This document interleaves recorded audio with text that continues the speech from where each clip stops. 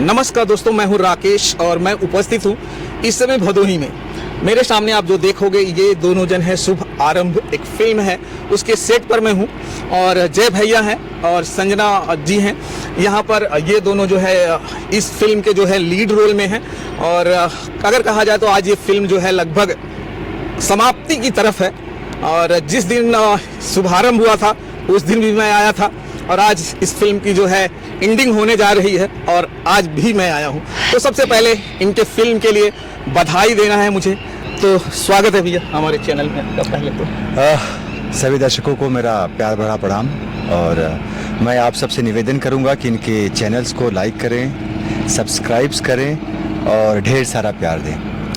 Sanjana ma'am, आपका भी बहुत बहुत स्वागत। Thank you so much. आप जब ये मूवी स्टार्ट हुई थी तब भी आए थे हमें शुभकामनाएं देने के लिए और आज हम लोग ये लास्ट डे शूट कर रहे हैं तब भी आप यहाँ पे हैं, मुझे बहुत अच्छा लगा। Thank you so much. Sanjana ma'am, आप मुझे ये बताइए कि आपकी जर्नी जो है पहले क्या थी और फिर कैसे कैसे आप इस फिल्मों की तरफ मूवमेंट हो गया आपका? देखिए, पहले तो मैं सिंगर थी और फिल्मों की तरफ रुझान तो मेरा बचपन से ही था। जब मैं छोटी थी तब मैं स्कूल में ही कोई फंक्शन होता था लाइक सरस्वती पूजा या 15 अगस्त, 26 जनवरी, तो मैं परफॉर्म किया करती थी, गाने पे डांस किया करती थी। तो ये सब शौक़ मुझे बचपन से ही था।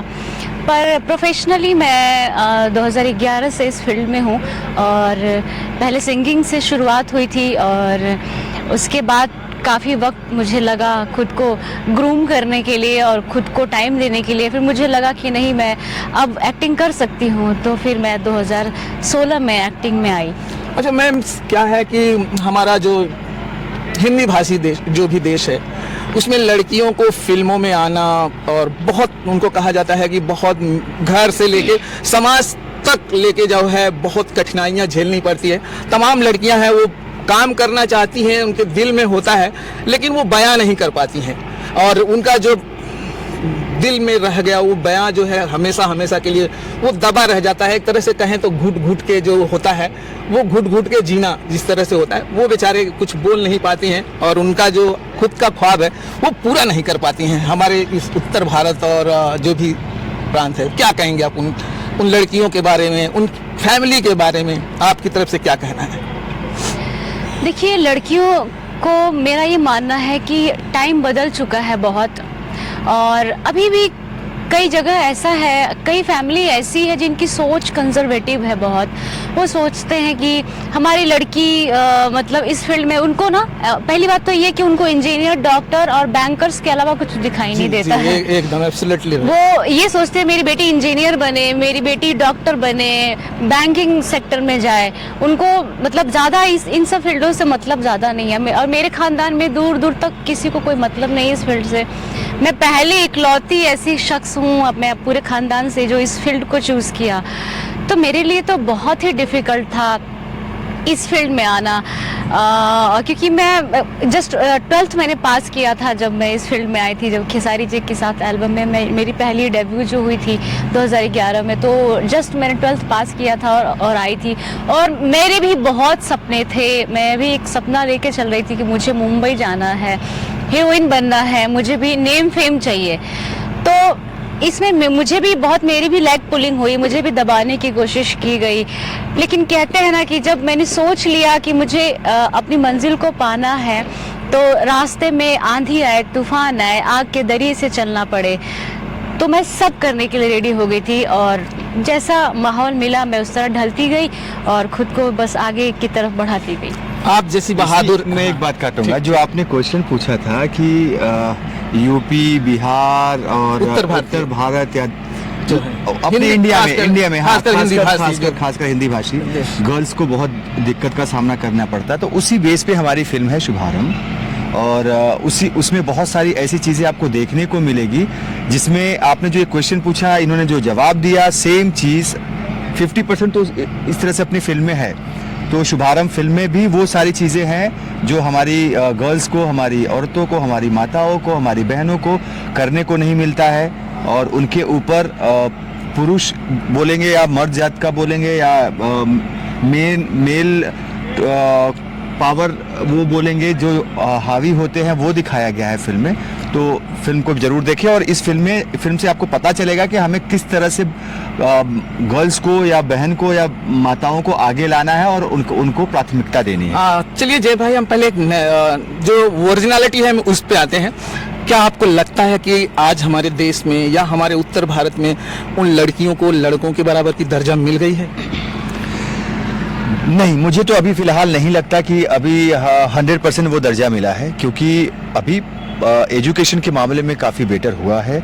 लेकिन आज भी अगर मैं अपने घर में देखता हूँ या कितने भी अच्छे घरों में देखता हूँ, फॉरवर्ड घर में देखता हूँ, तो वहाँ पे भी डिफरेंसेस होते हैं मेल एंड फीमेल में। लड़कियाँ रात के 12 बजे बाहर नहीं जा सकती, बल्कि लड़के जा सकते हैं। क्यों? वही सवाल है। या ये क्यों हम अपने गवर्नमेंट से भी पूछ सकते हैं, ये क्यों हम अपने समाज से पूछ सकते हैं, ये क्यों हम अपने आप से पूछ सकते हैं, और उसका जवाब हमें खुद ढूंढना पड़ेगा, क्योंकि हमारी सोच वैसी है। जी। बचपन से हमें वही उसी सोच में रखा जाता है कि लड़कियों के साथ कुछ गलत हो सकता है।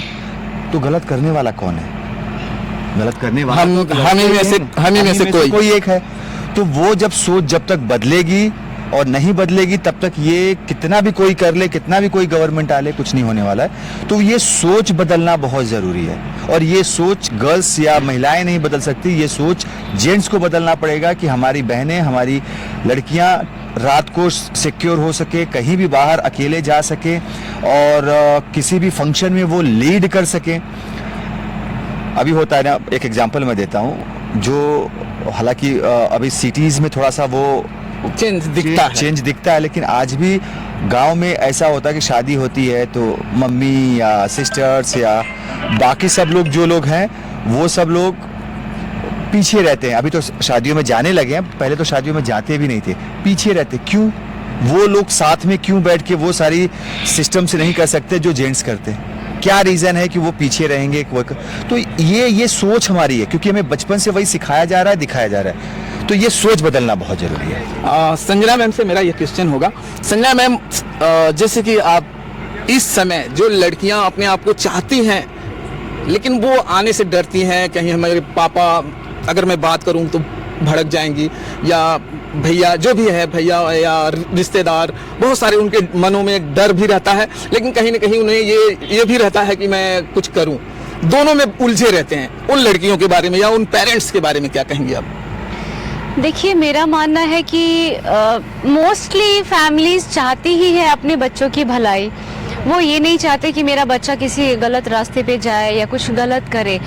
पर कई बार ऐसा होता है कि बच्चे क्या चाहते हैं वो पेरेंट्स नहीं समझ पाते हैं, तो इस वजह से उनको रोकते हैं। लेकिन मेरा यही मानना है, यही कहना भी है उन पेरेंट्स को कि पहले तो अपने बच्चों की ख्वाहिश जानिए, पहले तो अपने बच्चों के बारे में जानिए कि क्या करना चाहता है। क्या पता आप जो थोप रहे हैं वो उसमें अव्वल नहीं हो पाए, वो बेस्ट नहीं कर पाए। तो पहले आप अपने बच्चों के थॉट जानिए, वो करना क्या चाहता है, उस पर आप फोकस करेंगे तो हो सकता है जो आप चाहते थे वो उससे बेहतर अपना करियर बना सके, उस फील्ड में उससे बेहतर कर सके।